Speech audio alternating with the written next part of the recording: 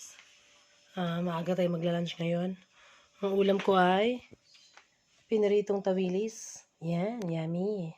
Tapos nagprito din ako ng pusit at daing. Okay? Siyempre may matching suka.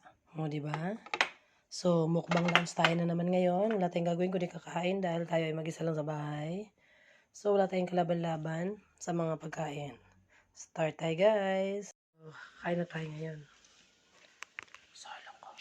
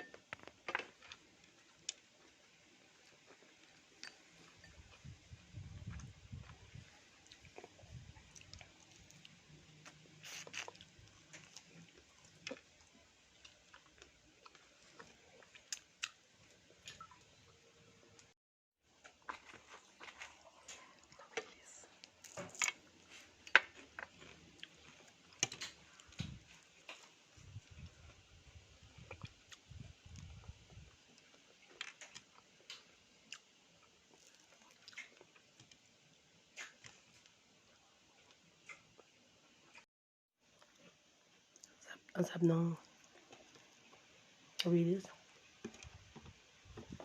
Pati lang yung kanin ko. Pero tipid natin ng kanin. Ulam. Daan natin sa ulam.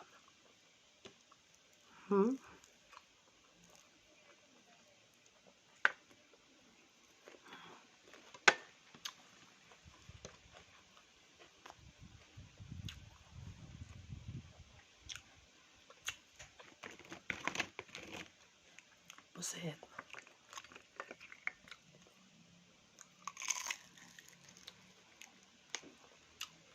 Galing to na Mindoro eh.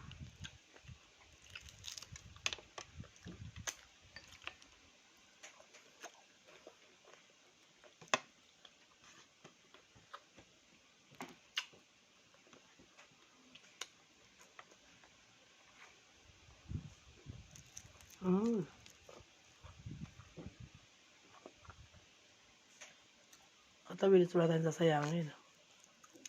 Diba?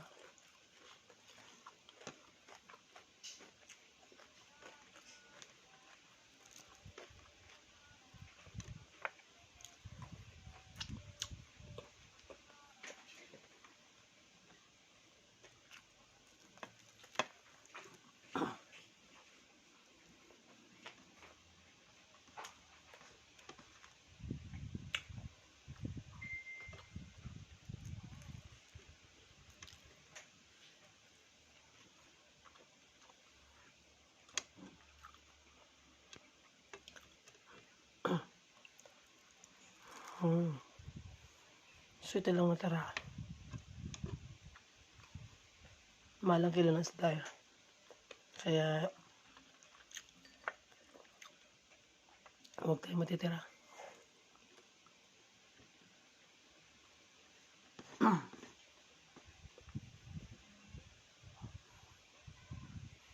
Nanonood ako ng Korean drama.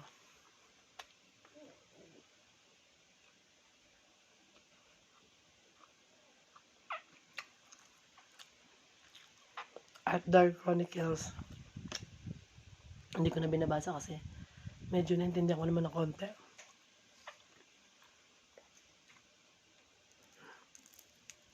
Ito. Ano ito?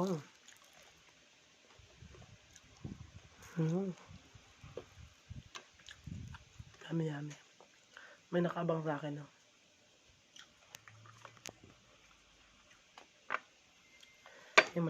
Diba napansin nyo, puro ko ulam.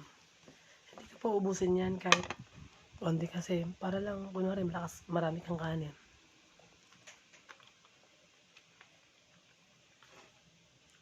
Pag nagkakaedad na tayo, bawas-bawas natin sa kanin. Siyempre,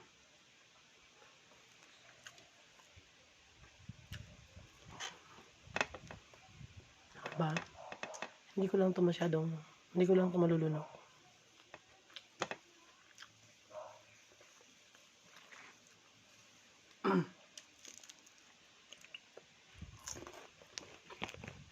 May daing pa ako. Mamaya ka na.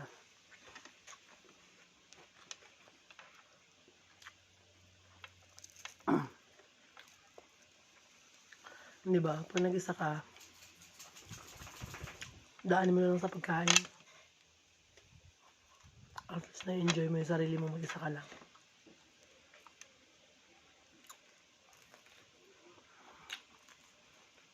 Nahiya na ako sa buntot eh.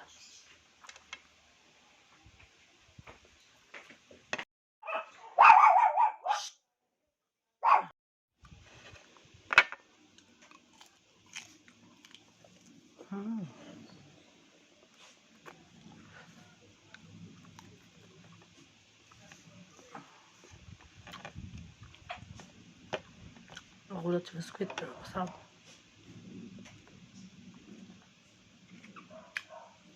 Sino ba naman ang ayaw ng squid?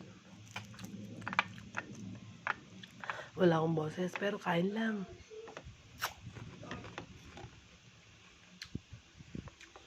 Mahirap mawala ng gana kumain.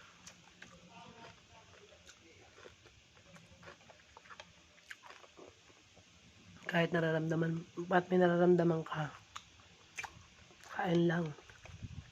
Kain is the key.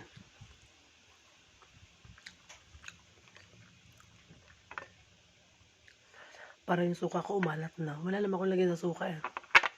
Mutla na ako.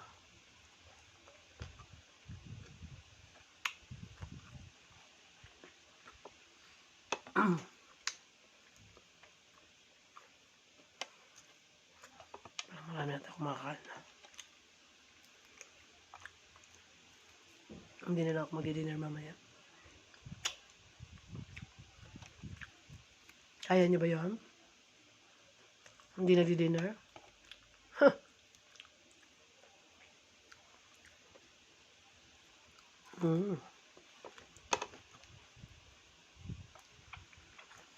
Mas masarap to kaysa pagkain sa restaurant. Diba? Dahil ito may enjoy mo kahit mag-isa ka lang. Pag sa restaurant, hindi mo may enjoy kapag mag-isa ka lang. Gusto mo lagi may kasama. Pero kung wala kang pera, hindi ka makakakain daw. Kaya ang sikreto para makakain ka na libre, huwag ka mong aaway ng kaibigan. Kailangan bati mo lahat. Tapos, ang style dyan, kunwari hindi mo na kayo nag-uusap na matagal. Tapos pag biglang mangumusta, kumusta ka na? Ito, bahay lang. Kailan ba tayo lalabas? O, diba?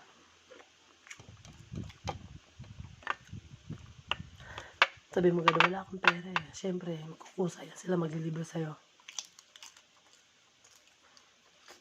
Lalo na yung mga marites. Yan.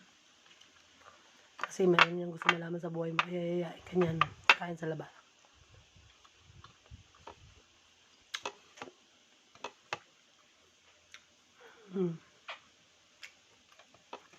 Alam mo ba? Huwag tayo magsasayang ng kanin na kahit isang bote lang kasi ang mahal ng bigas, bumili kami kahapon. 53 pesos ang kilo.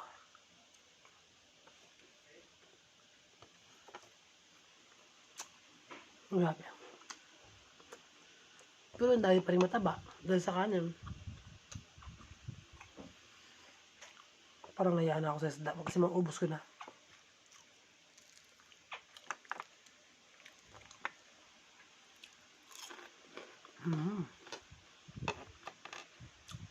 Mukbang style with fried fish, dried puset, dried tuyo. Ay, hindi pala yung tuyo. Ano pala yan? Tawag dyan, daing na maliit. Hindi ko alam tawag sa daing na yan. Alam niyo kaya? Yung tuyo namin daing, puset, nilalagay ko yan sa freezer. Diba?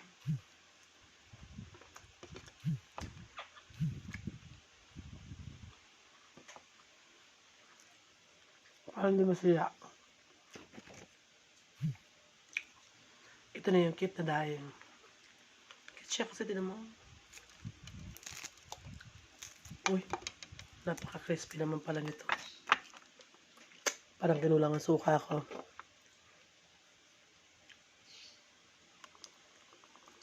Ang iba, social ang lagayan ko. Mura lang yan sa Divisoria.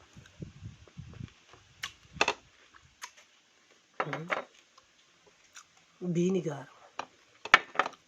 Walang brand. Harap din ang dahil. Dami ko na nakain. Lasa tong kanin ko. Lasa tong dahil. Huwag tayo masyado sa maalat at pakasaya lang. Pag may edad na, bawal lang marami sugar, bawal lang maalat, bawal lang mamantika. So, di ba, ano na lang gagawin natin? Mag-reels. Wala na akong naubos ng kanin ko. Bye, guys.